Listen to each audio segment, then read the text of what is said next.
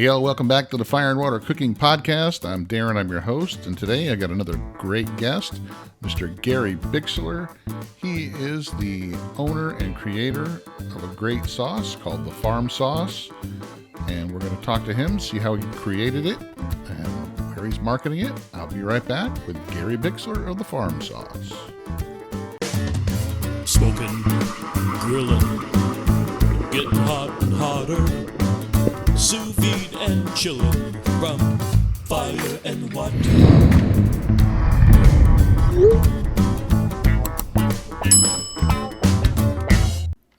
Hey y'all, I want to welcome back Inkbird Products as a sponsor of the Fire and Water Cooking Podcast. Inkbird makes many great different temperature controllers, thermometers, all kinds of time and temp controllers. But one of the best things that they make is their new sous vide circulator that includes Wi-Fi, 1,000 watts of power, and super quiet at a really affordable price. It's one of my top picks for a budget sous vide circulator for people who are just getting started. Make sure you check it out in the link below. Check out Inkbird. Welcome back, Inkbird Products, to the Fire and Water Cooking Podcast.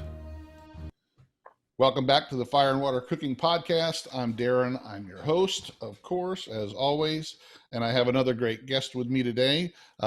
One of my series where I take some small business entrepreneurs and give them some time, and especially ones that I like to use. This is Gary Bixler. He is the owner and creator of the Farm Sauce, which is, I don't want to call it a barbecue sauce. I want to call it an overall type sauce. But Gary, welcome to the Fire and Water Cooking Podcast. Why don't you introduce yourself and let everybody know where you are and where you're from. I appreciate that. Thank you very much. And my name is Gary Bixler. I'm here in Roswell, Georgia. Been up here about 35 years. Originally from South Florida, your neck of the woods, Fort Lauderdale, Florida. And grew up down there, spent first 30 years of my life there and got married, kids and all, and moved up here and been up here ever since. And we've liked it a lot up here. The area's grown quite a bit over the last 35 years. Yeah, I almost ended up in living up around Blue Ridge. I about I think it was maybe 8 or 10 years ago.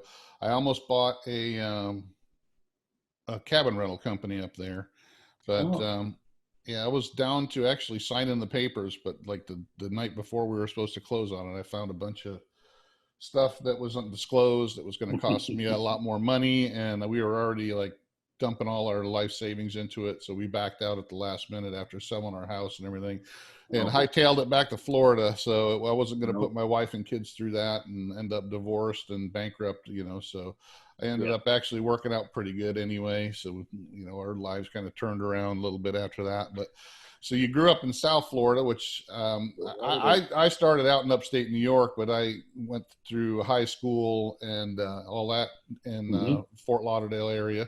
And we had talked about that before. You went to Pinecrest, and I was over in Northeast High. So you were kind of in the semi-private school there, and I was in the. Yes. So, no, but that was nothing semi about it. It was over. So, I had gone all my life to public school though, through Sunrise and Fort Lauderdale High School, and the teachers went on strike that year in 1967, and my father panicked, pulled us out, or got us into Pinecrest, and I spent the last 3 years in high school at Pinecrest. Now I arrived there in '79, so you were probably gone from there by the time I started. So I was gone and back already. I got married in '79 in Fort Lauderdale.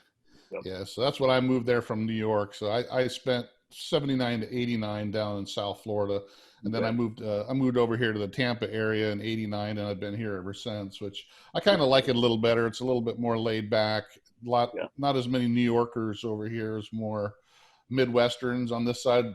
Florida's a funny state where, one side, that goes by the interstates, so I-95 goes all the way up to Maine and New York. So all those people tend to drive straight down to that side of Florida. And then I-75 goes up to Chicago and Ohio and all that. So all the Midwestern people drive down I-75 and kind of supplant down here on this side. So it's always been kind of funny to me the way Florida is that way. But I love it. And I love North Georgia as well. And So let's kind of talk about your original career, because this, you didn't start out, with selling the farm sauce. No, So, you did not. I mean, we're going to get into the farm sauce and what it is and how you developed it. But so what did you do originally for those time I before? spent close to 40 years, 38 years in medical device sales, both as a sales rep, as a manager, national sales manager, VP of sales for a variety of companies over that period of time. And I literally traveled all around the country running sales forces, and gave me a good background from a selling standpoint to get into something like this, and budgeting and business planning, things of that nature.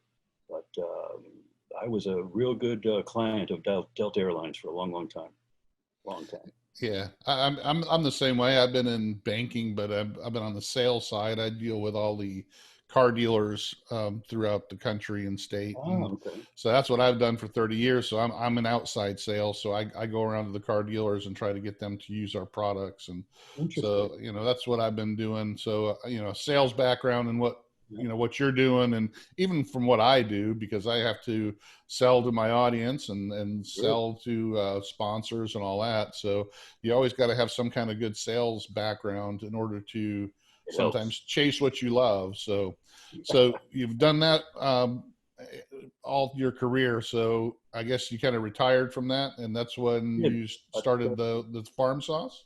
well, about 3 years ago, retired and played a little golf, not much, and just it came to be very clear that even though you retire from one thing, you can't retire from doing something. And the farm sauce has been in our family for a long, long time.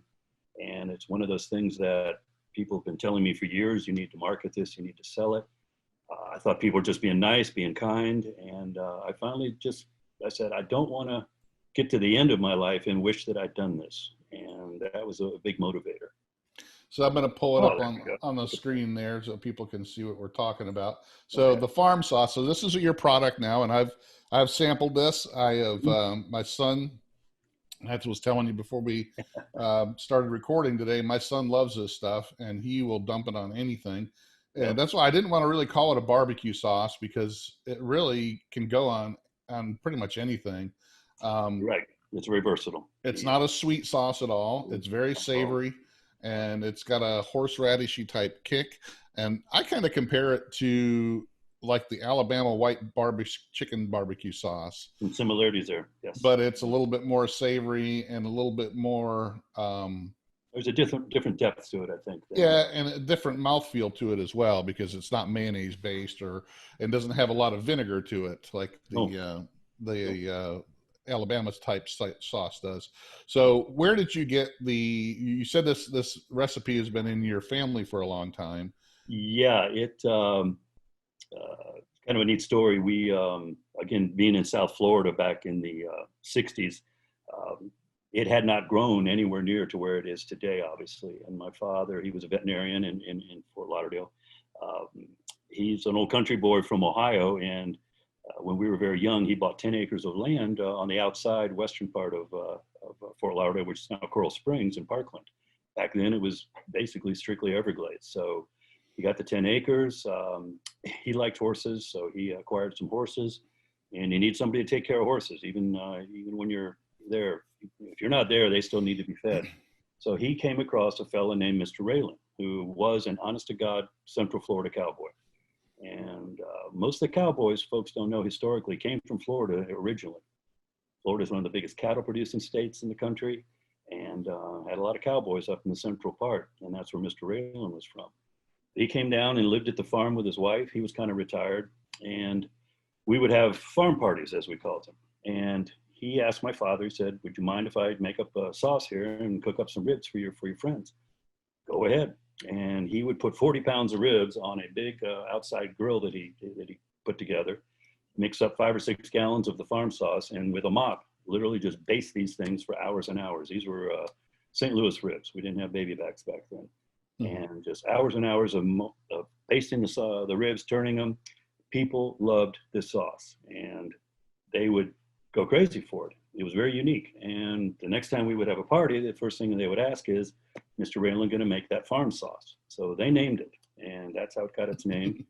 as time went on, Mr. Raylan passed on, but before that, he gave the recipe to my father, and my father gave it to me, and I've been making it for 40 years of my adult life, and family and friends and that kind of thing. And that brought us to where we are here today of wanting to bring it out to the public, finding out if there was a market for it. So that's what. So that's what is that his picture or his? That's a rendition. A rendition of what he looked like in your memory. Exactly. It's funny with today's phones and everything, how many pictures we take, but we had Polaroids back then and some Kodak Instamatics, and we didn't take a lot of pictures. So I desperately tried to find a picture of Mr. Raylan. Could not find one. This is my recollection of him. My nephew, who's a very talented artist down in South Florida, created the picture on my input. And I think it's a great likeness of him, quite frankly. It looks a little bit like Robert Duvall, but that's what Mr. Raylan looked like. He was the real deal. He was not a Roy Rogers type of cowboy. He was a man of few words, and I can always remember his hands being just totally scarred up from riding horses, cattle, roping, and all that. And he was a good-sized man too, but very quiet. And he just had this sauce and loved making it for folks. So that's what's brought us here today. Yeah, I don't think a lot of people understand how many ranchers and how many ranches and cattle businesses in Florida. It's not huge. Not just oranges, that's for sure. I mean, still today, there's tons of cattle ranches around, especially in the center of the state. So there's a lot of. I mean, some of the more wealthy people in the state of Florida were cattle ranchers, like Ben Hill Griffith. Exactly. Most of his money came from real estate, and he had all kinds of livestock. He had all kinds of farms, not just citrus. So there's no. Yeah. Mormon Church is one of the largest cattle owners in the state of Florida. So it's so when you had the sauce, it's it sounds like the way he used it, he mopped it like you would see. Like North Carolina, like whole hog, where they mop, or even in Texas where they kind of mop. But have you ever seen or heard or tasted any other kind of sauce similar to this? No, and that's what I've been a barbecue freak, if you will, for a long time.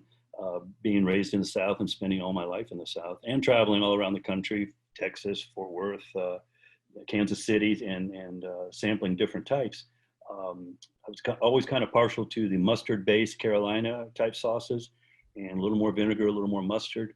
But when I'd always come back to the farm sauce, the active ingredient in this thing is horseradish. And we put a lot of horseradish in this sauce, and we use fresh root horseradish. My bottler looked long and hard to find it, because before we brought it out, I was telling people that if I can't duplicate the taste that I can get in the kitchen, making it from the recipe, I'm not going to bring it out. I mean, if it's too sweet, if it doesn't have that horseradish kick to it, we're just not going to go with it, because that to me is what makes it unique. And after 20 months now selling it, that is the comment that comes through loud and clear from people, is the unique flavor of that horseradish. Along with the other ingredients that are mixed in with it, but that horseradish does dominate it. Yeah, but it's not a really overpowering horseradish taste. Like if you got like a horseradish spread that you could buy at the store, to put on your sandwich, it's not very, that burning sensation that you get from some of the, overpowering. I would say it's actually a nice mellow horseradish taste. It's there and you can taste it, but it's not. Well, that's going to hit you over the head. I mean, it's interesting you bring that up, because the original recipe from Mr. Raylan was as you described, the horseradish. You would be crying, literally tears would be coming out of your mouth while you're chewing on ribs, but you're not stopping eating the ribs. I can tell you so many times people would say, I hate horseradish in this, and you couldn't get the rib out of their hand. Right. But when I went to market, or was coming to market and doing research, I talked to a lot of barbecue people, and I have to say this industry has been amazing for the support, the ideas, the camaraderie of literally welcoming a competitor into it has been phenomenal, and got a lot of great advice from people. And they said, well, this is a unique sauce with this horseradish. You've got to find a way to balance it, because everybody's not going to want to cry while they're eating ribs. Sure. So I did a lot of experimenting with dark molasses, and there is some dark molasses in there that balances out that horseradish. You still feel it. You can taste the horseradish, but it is not that burning horseradish flavor that you get from raw root horseradish. Right. Now, when we make it, we have to have masks on because it'll make your nose makes your nose run. Yeah. Oh, your nose, your eyes. You have to walk outside. If you don't have a mask on, you got to walk outside for fresh air. But then when we blend all the other ingredients in, that settles it down, and that seems to be the flavor that people really, really like. And we didn't have to sacrifice the horseradish identity, I guess is the best way to describe it. Well, that's the thing I like about the sauce the most is that it is unique. It's different. It's not a, okay, I'm a famous barbecue guy and I stuck my name on a sweet barbecue sauce, and then there's a spicy barbecue sauce, and then there's a mustard barbecue sauce, and then there's, it's not that at all. It's something totally different and unique that you can't really find anywhere else. And like I said, I've had plenty.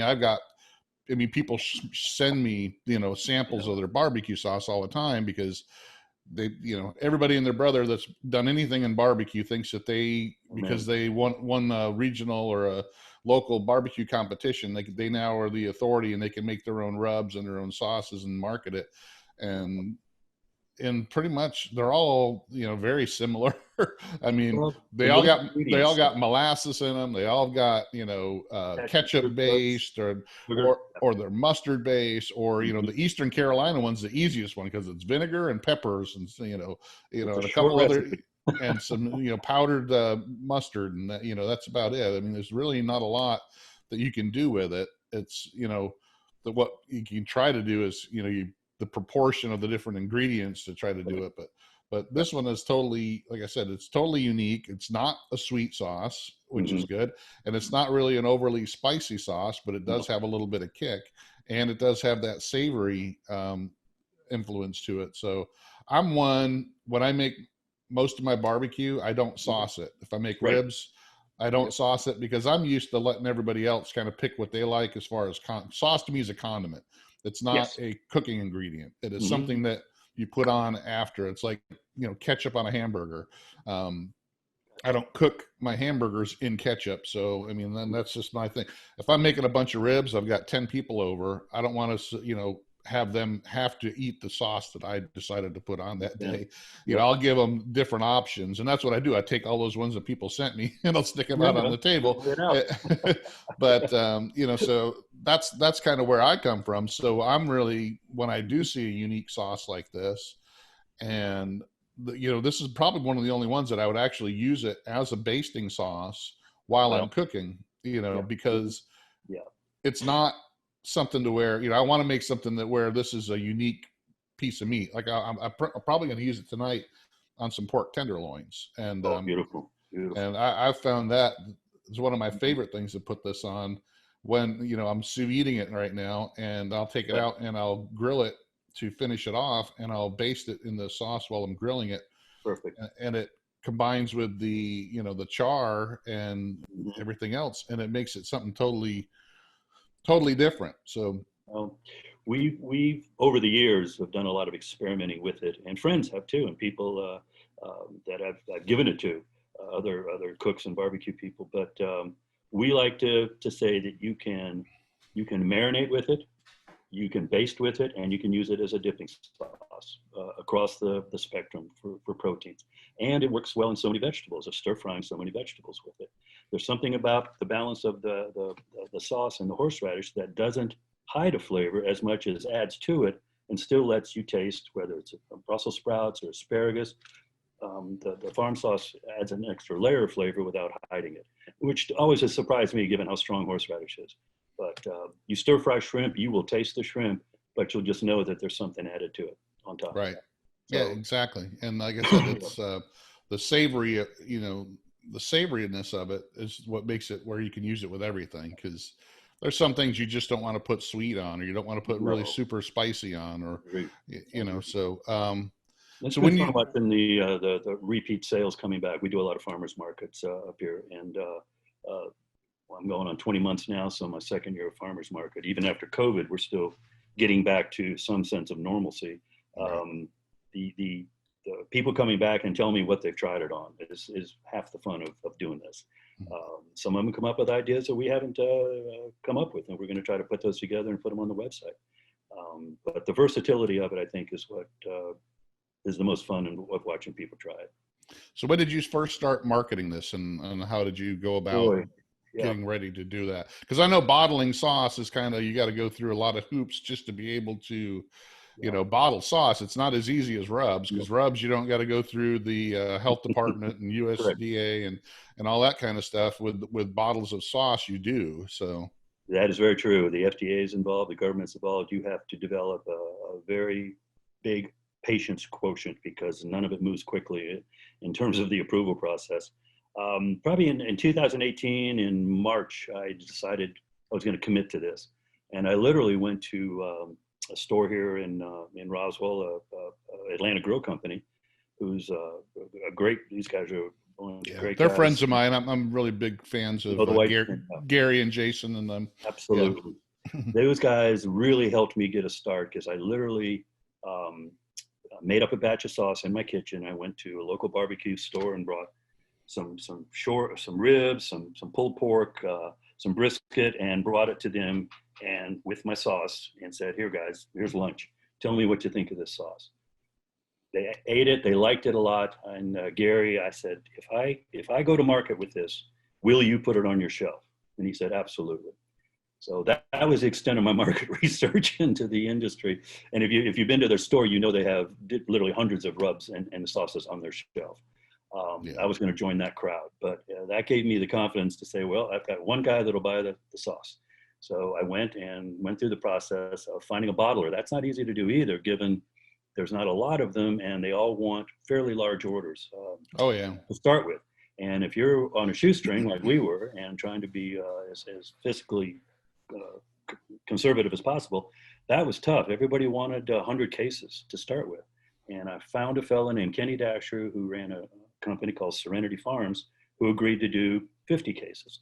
And we went down there, my daughter and I, and we literally sat in his kitchen, outdoor kitchen, and put the ingredients together and came up with the flavor that we wanted. He carved it in stone, as he said. Once he says, if you tell me this is what you want, this is what every batch is going to taste like after this. And he's been right, because we've gone through almost 500 cases now in 22 months. So he helped me a lot in being able to bring it to market without putting a lot of cash out there. So we got the first batch, brought it into Gary, and he was my first customer. And then it was just a question of literally schlepping it around town to a lot of other high-end barbecue stores. I wasn't going to get into Publix or Kroger. The price point isn't going to allow that. There's too many ingredients in there. And if you know anything about that end of the retail market, they take so much of your profit that you got to look at a lot of volume. And that wasn't where I was going to start out. But we've got it about 8 or 9 nice stores around the Atlanta and the Roswell area. The market has been good for us, and selling online has been a really, really good experience. So we've had a lot of good success with that too.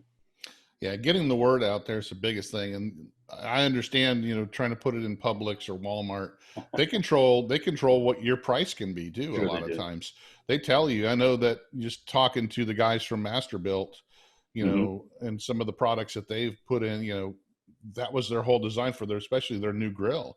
When they designed this new, their charcoal grill, they pretty much had to put it to where it was at, $400 or $500, or Walmart wouldn't carry it. So they have to, look at that's where they're starting from. So, I know that it's not just what cut that they take, and they decide how much goes on the shelves and how much you got to send them before they, want to start paying you. And then they also could control what the price of it you can actually sell it for. So, and there's a lot of things of you're going to pay a certain amount for certain types of shelf space too. So I don't regret that at all. And again, it'd be impossible for me to go into those retail stores just because of what my sauce costs to make. There's no way it could happen, and I'm fine with that. This is a specialty product. It's word of mouth. It's over the internet. It's through farmers markets, and we've been very pleased with the reorder rate that we've seen this year. This year started out a little slow, obviously, with COVID. We couldn't have any farmers markets for the first 4 months of the year. So we missed out on that. We're getting back to, like I said, some kind of normalcy, and people are coming back and saying, oh yeah, last year I loved it, gonna buy some more. So that's been fun. And we've got the whole family involved doing that. So I know you're still kind of small right now, and you're still Yeah. kind of getting your feet wet, and it's kind of hard with all the stuff that we've been going on this year. It's kind of, you picked the wrong time, but at least you had gotten going, right? So at least you had got your supplier and bottler, and went through all those hoops before before 2020 happened. So right now we were selling all through. We launched in November of 18. So we had the whole year of 19 to sell and to build a base and build a customer base. And I was really, 2020 was going to be a great year for us. And it's turning out to be a much better year than I anticipated, given COVID. The last half of the year, I think, is going to come on real strong. But we missed out on a lot in the first part of the year. So that was, I was looking at bringing a rub out at that point. As you said, they're much easier to do and less expensive, and your margin is, quite frankly, a lot better on rubs. Oh yeah. And I've got some friends that are willing to help me in the industry. And it's something I may do at the end of this year or first part of next. Right now, we're a one product company, and that's always hard too. It's tough. It is tough, but at the same time, my good friend of mine I was talking to the other day, he likes Dickie Dale sauce on his steaks. I don't particularly care for it, but he said that's all they make is that one steak sauce, but they sell tons of it. So I guess if it's that popular, I don't know if the farm sauce will ever get like that, but I wouldn't mind having a rub. People like rubs a lot, and they're easier to make. So that's something, if we add something, it's going to be along the lines of a rub. So if you add a rub, do you already have a flavor profile in mind? Would you try to do something that would complement the sauce or be similar to what the sauce would be in a rub form, like with the horseradish? That's a very good question. And when I talk to people, I get mixed reactions on that. They say, you don't want to stray too far from what has made you successful, which in this case is the horseradish-based flavor. And some people, as you said earlier, don't do sauces, but they do rubs. They like to put rubs on. So I'd like to offer a rub that gives you the same experience without having to go to a sauce. But maybe I'll have two rubs. I don't know. We haven't got that far to. But to answer your question, I think it's going to be similar more than different to the sauce. Yeah, and it'll be the farm sauce rub. Keep it simple. Well, and if you go along that same line, though, at least it's be different than what's already out there, and that's the thing you got going for you. You're not competing against, everybody else's all-purpose rub, which is salt, pepper, and garlic. How many salt, pepper, garlic rubs are on the market? They might a ton of them. If you go, like you said, Atlanta Grill Company, you go down their rub aisle, and they're, you could take every other one. It's probably very similar, and but they've got somebody else's, some other barbecue guy's name on it. And, and I got a friend of mine, John Setzler, he's got some rubs that he put together, but his are different than some of the others that Atlanta Grill Company has. And then, John did cook for us last year. And and they actually helped him,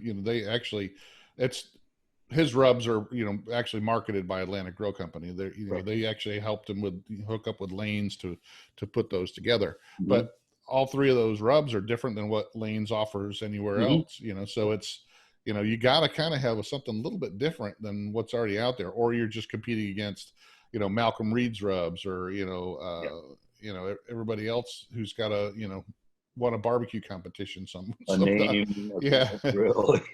Cosmo Q or whatever, all these guys that have, I try to test different rubs out, but I get kind of bored with them, and I make up my own most of the time. There's a couple that I like to use that because, they're easy to just grab it and not have to worry about it. But a lot of times I make up my own stuff.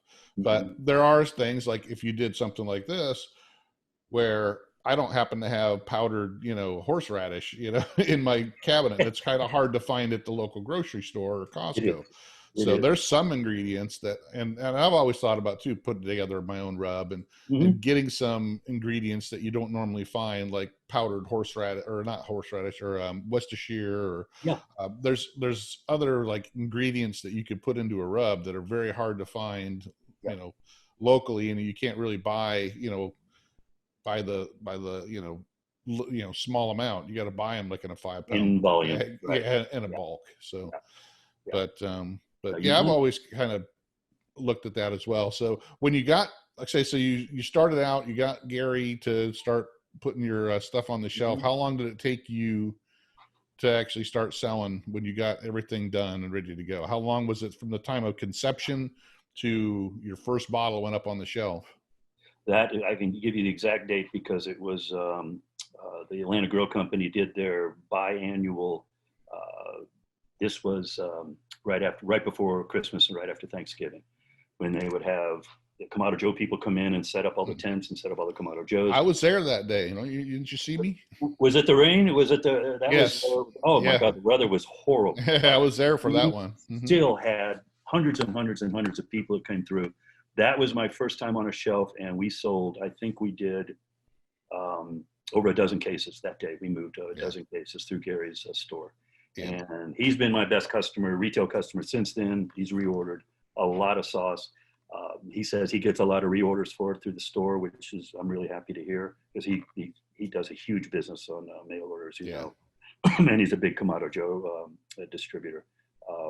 So that was when, again, we started in March, and then to end of November was the launch. So it took that long to get through the hoops and everything, build up my inventory, get the label the way I wanted it. And so I gave it a year, and we did it a little under a year. So that got us off to a good start. We got some reorders out of that, and then I went to other stores around the country, around the city. My daughters, again, have helped me tremendously on Facebook and Instagram, through social media, and with the influencers. You get into one of these influencers, and if they like your product, your phone starts blowing up. It's been very interesting. I'm going to have to probably get some help with the shipping and packaging. So I'm doing all that out of my office. Right now, how do you do your sales online? Because I don't see a way for you to order it online. Do you just people email you? Oh no, you go to thefarmsauce.com. I'm looking at it right now. I don't see a way to right order up at the top. It should say buy. Oh yeah, there it is. I'm sorry, I missed it. My son-in-law is a computer programmer. He built the website for us, and we're going to make some changes in that too in the near future. Oh, there it is. Okay. Yeah, you can. I ship all over the country, and I just took probably 60 boxes in the last 4 days to UPS to mail out, and it's getting to be a lot of work, but that's fine. That's just what we wanted to do, and I'd love to get to the point where I can maybe take a look at some kind of fulfillment house to start taking some of the slack. So are you in the black now? I mean, how long did it take you to get in the black? I exceeded the business plan in terms of being self-funding. So well, that's good. We're very happy about that. I've got my bottler just called. I just placed another 50 case order, and I'll pick that up Tuesday, and that'll put us right at about 525 cases that we've gone through him.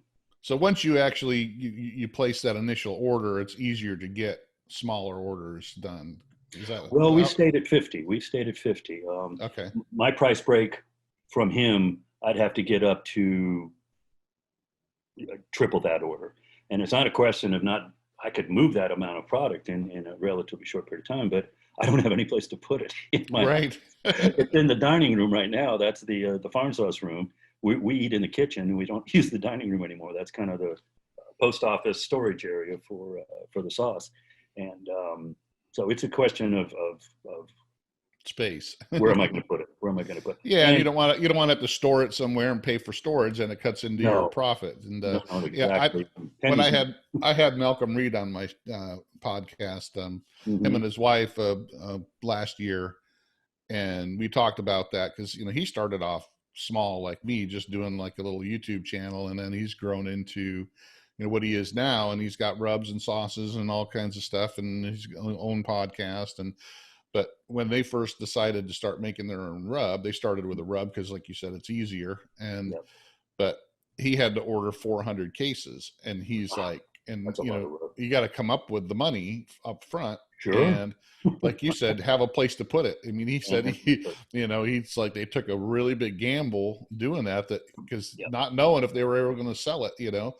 He said he had cases stuck in his garage, in his bedroom, in his spare room, in his kids' room, in the closets. He said they were all over the place. And he goes, thank God he was able to, sell it all. And, now he's, got no problem. But, when you're staring that in the face and you got all that money outlay and then you don't know if you're going to be able to turn this into cash because it's the cost of that. It's the cost of your labels. I mean, you've got to get 3,000 labels because you got to stick them on the boxes. You got to put it on every bottle, and you get a price break on the labels. That's not bad, but you're still looking at a decent amount of cash up front before you ever see the first dime. So you have to be, hope and a prayer, but at the same time, like I said, we had a lot of help, a lot of friends. Gary was a big help with the grill company. The time of year we launched with the holidays, we were able to move a lot through the holidays for Christmas presents and stocking stuffers, things of that nature. So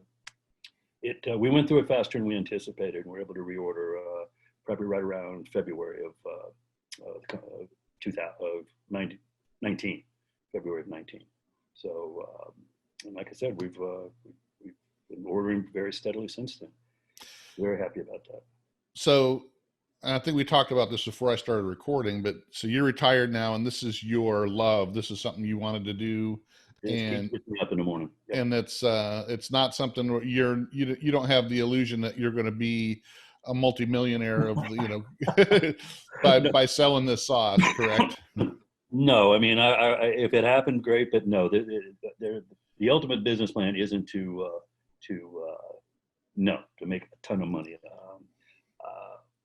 This is a family business. I mean, I've started it, but because I traveled so much, as I said earlier, I feel fortunate at this point in my life. I'm going to be 69 years old in a couple months. I've got something now I can do with my family, with my daughters, with my wife, with my grandkids, because we're shameless. We'll put them in a commercial. We'll do anything with them because they're cute to sell the sauce. We have no shame about that. I'm fortunate in that I can do this at this point in my life. And that's what the main driving force is, to get the family involved. They're liking it a lot. They're enjoying it. And I'll leave it to them. It's something I can leave to them. How big we get, Darren, I don't know. I've had three people, one is in the business, tell me I need to go on Shark Tank, but I just don't see that happening. Again, I don't want to give up 40% of my business. And I don't think that since you're already in the black, I mean, the only way I could see, and that's like trying to do a Kickstarter or something. If you already went through the initial investment and you're making money and not, in the hole every month on it. Right. Even if you wanted to do a rub or something, because rubs are, like you said, a lot easier to put together. You can budget that. You can budget that and not have to be beholden to somebody else, especially something like that. I mean, I watch those shows and I just go, I don't know why people would, especially when they're already an established business and, doesn't make sense to me to give up part of your business that you already established and put blood, sweat, and tears into for somebody to come in with a little bit of money and then he's going to take it over and run you out of it eventually or shut you down. Put all cheaper ingredients in it. We won't do that. But the truth of the matter is, and looking into it a little bit, a lot of those people that don't give up their business or don't agree to do anything with you guys, the investors there, just the exposure of being on Shark Tank. Definitely. They'll through the roof. And my favorite Shark Tank story is the biggest one they said no to was the Ring doorbell concept. Yeah. They said no to that. All four of them said no to it. And look where it is today. So exactly. Multi-billion-dollar business. Yeah. We won't be there, but we'll still be doing it locally, across the country by mailing. But we're going to grow. It's just how big we get and how much time and energy we want to put into it is what's going to limit that. Right. Well, and like you said, it could snowball. You get somebody that, gets it on the Food Network and all of a sudden, they do it part of their show. Man, I had this sauce. It's the best sauce. Things happen like that. You just never know who's going to grab a hold of grab a hold of your product and love it. And Yeah. hopefully you'll get some people that will, check you out and order it, that are listening here, because it is, like I said, I don't have, I really don't try to push a whole lot of sauces or rubs. I do work with Fresh Jack seasonings because they have a good concept of what they're doing, and their stuff is all, organic and fresh. And Yeah. I haven't had, and I make a lot of my own rubs out of their base ingredients, but they're a good family run company too, that, they started out like you, really small, but now they're exploding because they make a really high quality product. And I have no problem talking about good family run, small entrepreneurs that are making really, really good products, and that are different. They're not just the same thing that you can find on the shelf, all next to each other. So that's what we're trying to be. And as long as we have fun doing it and I don't have to dip into the bank account again, we're going to keep doing it this way. And I really appreciate your support and letting me come on and talk about it. It's been great. And well, like I said, I told you at the beginning, my son loves the stuff. I mean, he pours it on everything, and and he's kind of like me to a point where he doesn't like to cook, but he loves to eat, and he's very picky, and he's got a palate that, he's the one that wants to go to the higher priced restaurants and try the different stuff, but he doesn't like to cook. But he, once he gets something he likes, and like I said, he's kind of hard to please. He probably likes a lot of grade 5 Wyuga, right? yeah, he likes, everything, but he, like I said, he loves this stuff. Right. And when he saw the bottles come the other day, he was like, "Oh my God, thank goodness!" Because let me know. Tell him I said thanks. Try it on scrambled eggs too. My grandkids love it on scrambled eggs. Yeah, but yeah, I want everybody just to try it out, check out.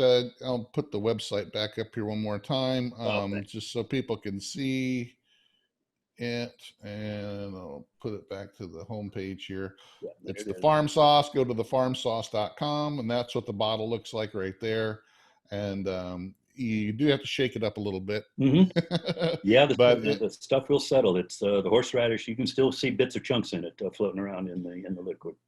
And like I said, once you have it, it's like I said, it's if people hear horseradish sometimes, so it scares them away, but this is not something that's going to knock you on your, clear your sinuses, and it's something to where it's subtle, and it's got a really good mouthfeel to it.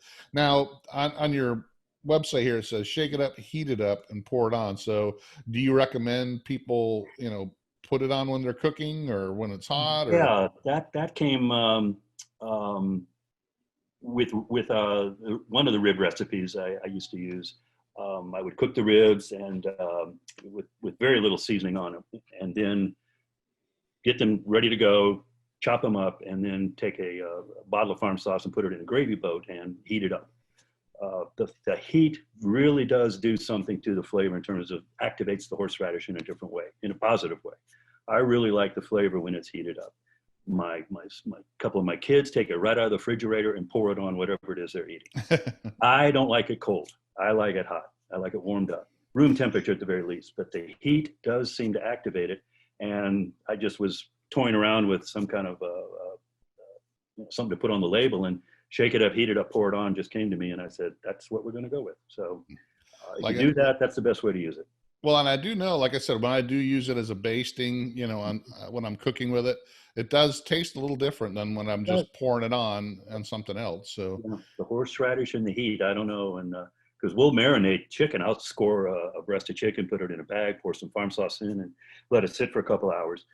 That flavor is going to be different than when we're basting it on the grill when the heat's activating the horseradish. So you get the best of both worlds.